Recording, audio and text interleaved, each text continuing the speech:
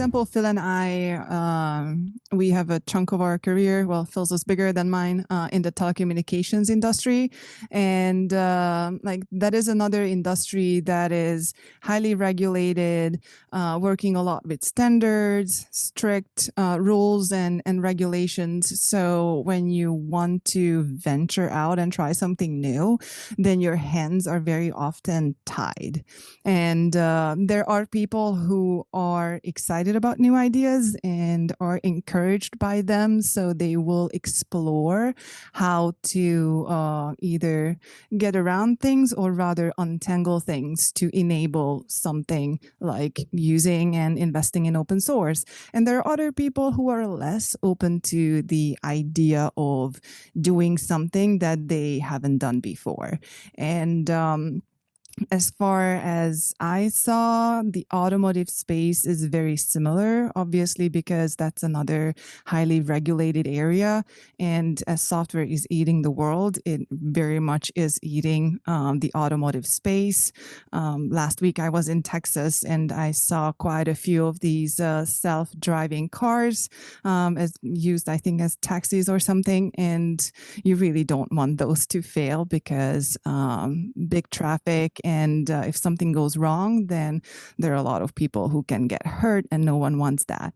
So maybe the flexibility is not there as much as when you're trying something new for a web shop in terms of like personal injuries and those kind of things that you need to be looking out for.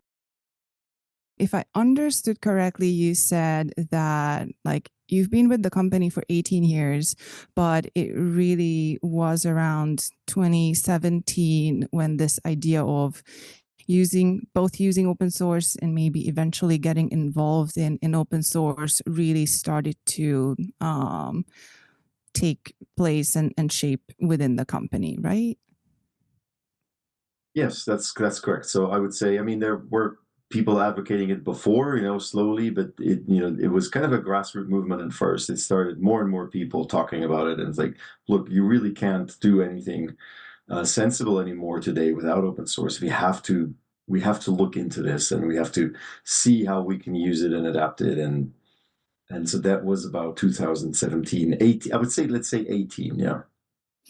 So before then, the company wasn't even using much open source software, to your knowledge. Exactly, that is correct. We weren't using open source libraries in our own software development. We said, no, not so sure about open source. Let's not do it until then, But then the grassroots movement became bigger and bigger, and also our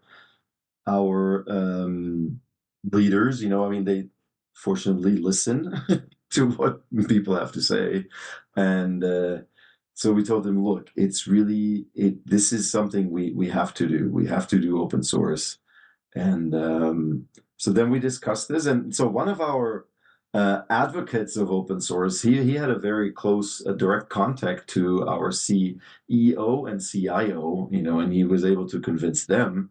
And so that was really cool. That helped us a lot, And then they said, okay, look, we're listening. We are listening and we are understanding what you're saying.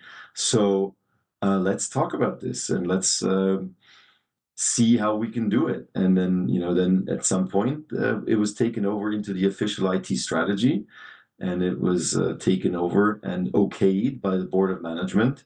And then, of course, the work began. Then they said, okay, look, you wanted this. Now you have it. Now let's do something with it and you work on it, right? So that was really cool. I was like, yes, we can now. Okay. And then we sat down and we have to figure out what we do. Yeah. And how. Right. And that constitutes all the governance and everything else that you need to figure out how to manage it.